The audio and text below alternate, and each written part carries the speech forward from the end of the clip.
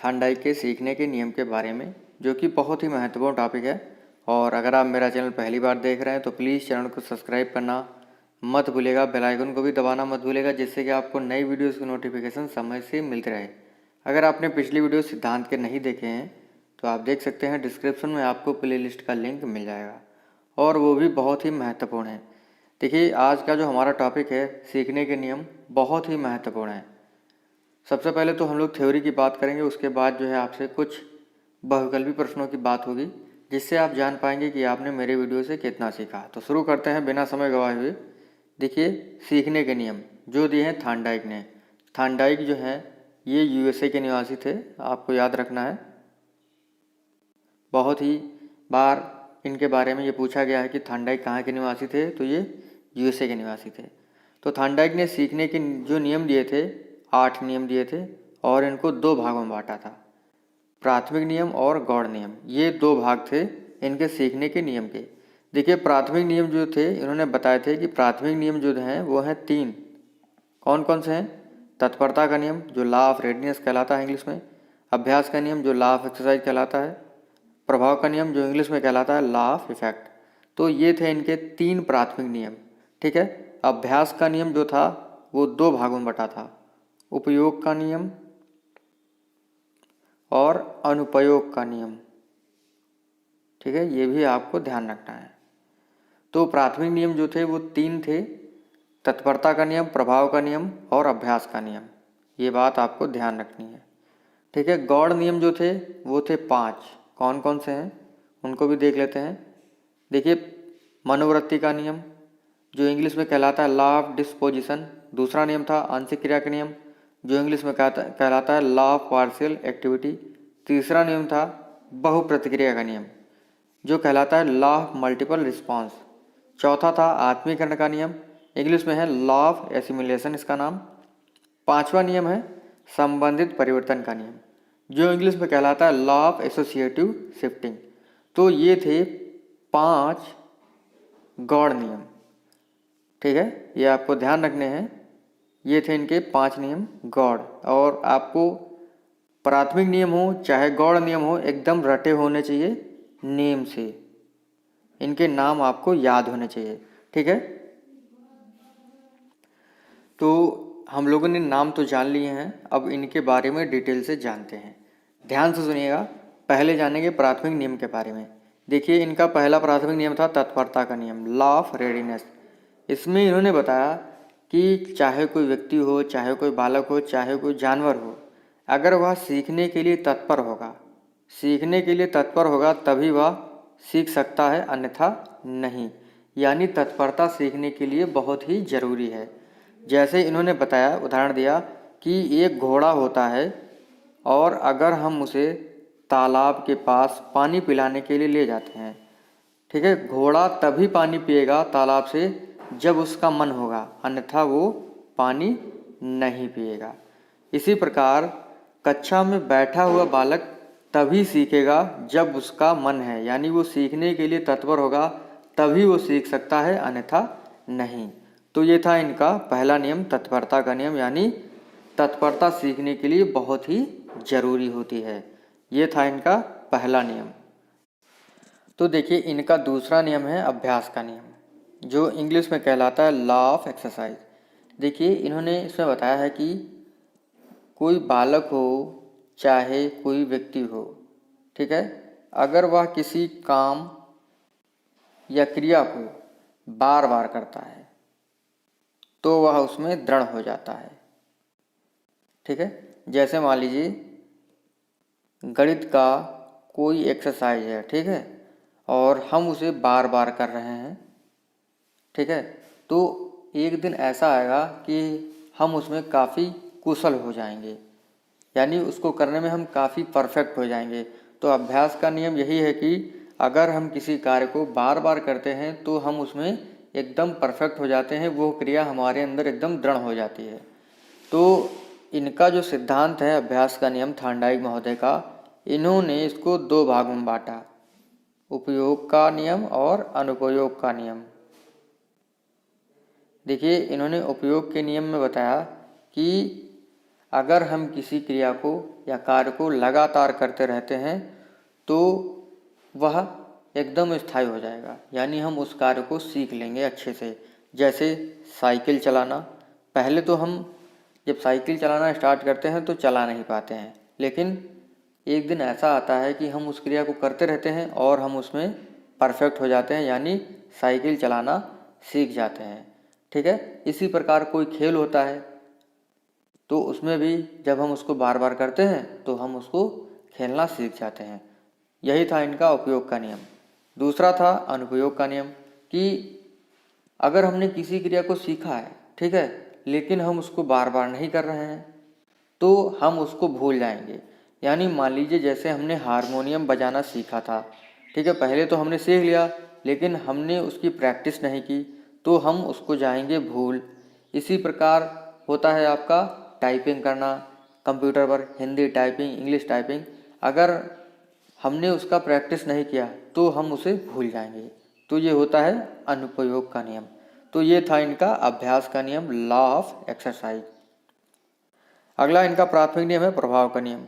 देखिए, प्रभाव के नियम को अन्य नामों से भी जानते हैं, जैसे संतोष और असंतोष का नियम, संतोष और असंतोष का नियम, ठीक है, दंड एवं पुरस्कार का नियम, और दुख व सुख का नियम, दुख व सुख का नियम। तो प्रभाव का नियम जो है अन्य नामों से जाना जाता है, जैसे संतोष का नियम और असंतोष का नियम।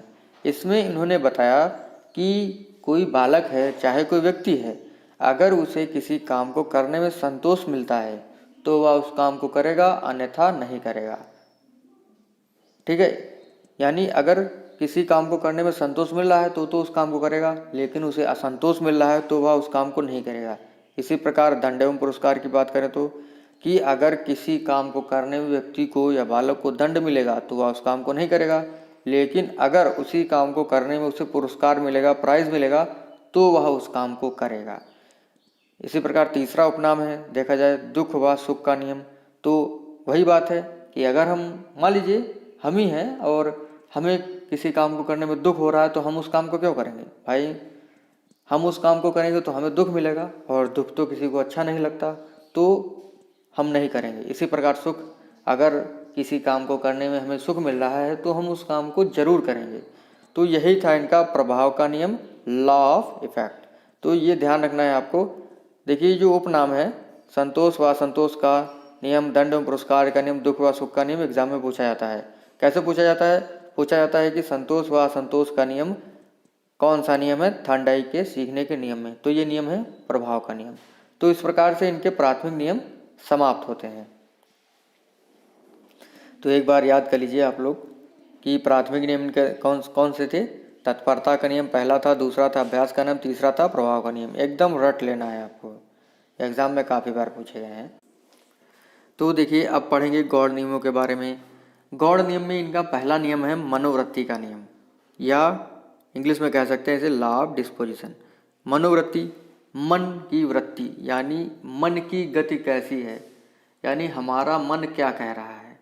कि अगर हमारा मन कह रहा है कि हमें इस कार्य को करना है तो हम उस कार्य को फटाक से सीख जाएंगे, लेकिन अगर हमारा मन नहीं कह रहा है कि हम इस कार्य को नहीं सीख पाएंगे तो हम उस कार्य को नहीं सीख सकते।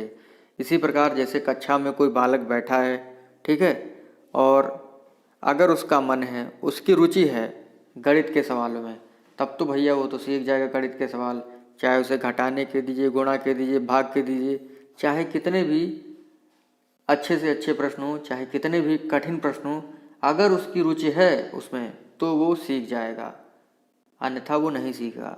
यही होता है इनका पहला नियम, गौड़ नियम है जो मनोवृत्ति का नियम, यानी मन की गति कैसी है, हमारी रुचि किसी कार्य को करने में कैसी है।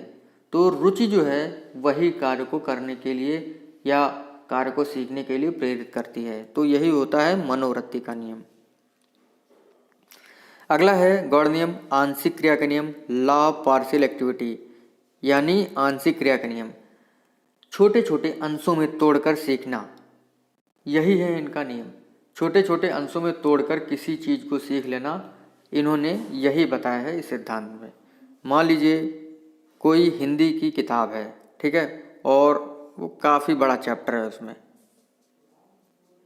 छोटे बच्चों के लिए। तो अध्यापक क्या करेगा, मतलब अध्यापक जो है छोटे छोटे पैराग्राफ में जो है तोड़कर बच्चों को पूरा पाठ समझा देगा। यानी अगर कोई जटिल कार्य है तो हम उसे अंशों में तोड़कर किसी भी व्यक्ति को सिखा सकते हैं।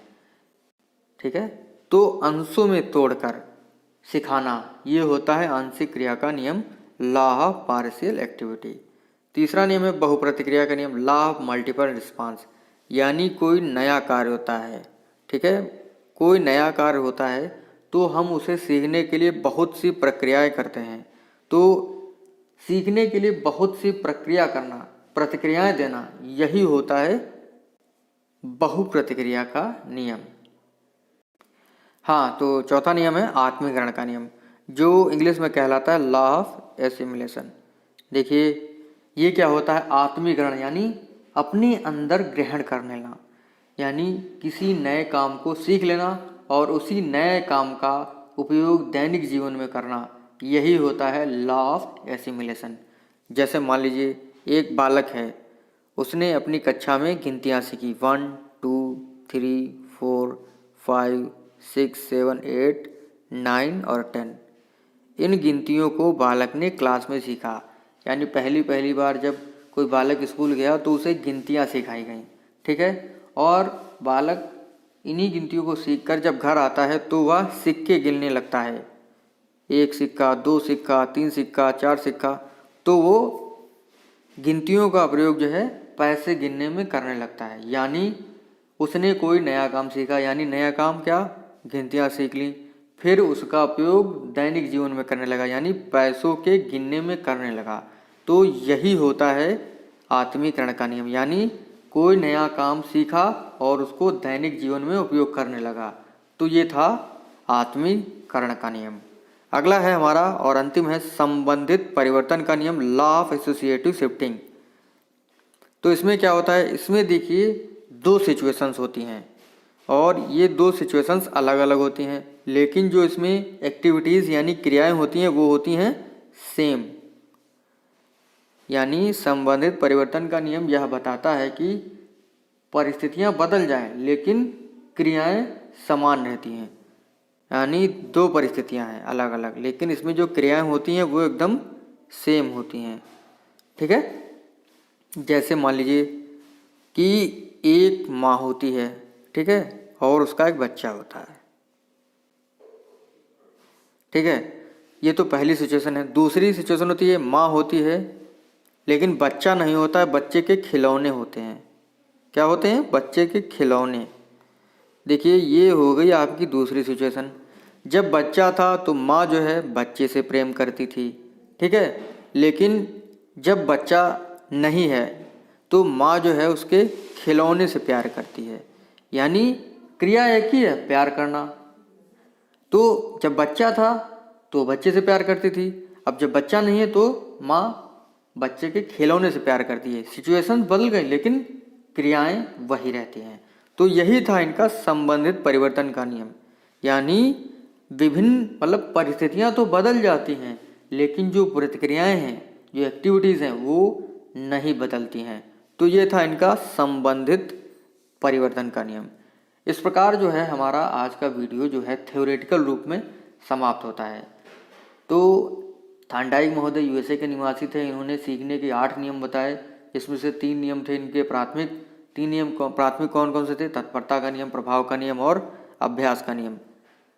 गौड़ नियम बताए इन्होंने 5, कौन कौन से थे, मनोवृत्ति का नियम, आंशिक क्रिया का नियम, बहुप्रतिक्रिया का नियम, आत्मीकरण का नियम और संबंधित परिवर्तन का नियम। तो इस प्रकार जो है हमारा थ्योरेटिकल पार्ट समाप्त होता है। अब देखते हैं आप लोगों को कितना आया है, तो क्वेश्चन करने के लिए तैयार हो जाइए और जितने भी प्रश्न आप सही करते हैं कमेंट करके जरूर बताइएगा। देखिए 6 प्रश्न है इसमें। तो प्रश्न हमारा पहला, थांडाइक ने सीखने के कुल कितने नियम दिए, 5 3 8 6। तो थांडाइक महोदय ने कुल कितने नियम दिए थे, 8 नियम दिए थे। प्राथमिक नियम सीखने का कौन सा है, मनोवृत्ति का नियम, अभिवृत्ति का नियम, तत्परता का नियम, आत्मीकरण का नियम। तो प्राथमिक नियम सीखने का है तत्परता का नियम, आपको पता ही है, मैंने आपको बताया अभी। अभ्यास के नियम को बांटा गया है कितने भागों में? 3, 6, 2, 4।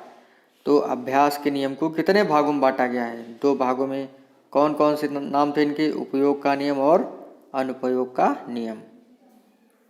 गौड़ नियम की संख्या कितनी है? 6, 4, 60, 5। तो गौड़ नियम की संख्या कितनी है? 5 है। अगर आपको नहीं समझ में आया है तो वीडियो को आप दोबारा देख सकते हैं, नोट कर सकते हैं, नोट्स बना सकते हैं।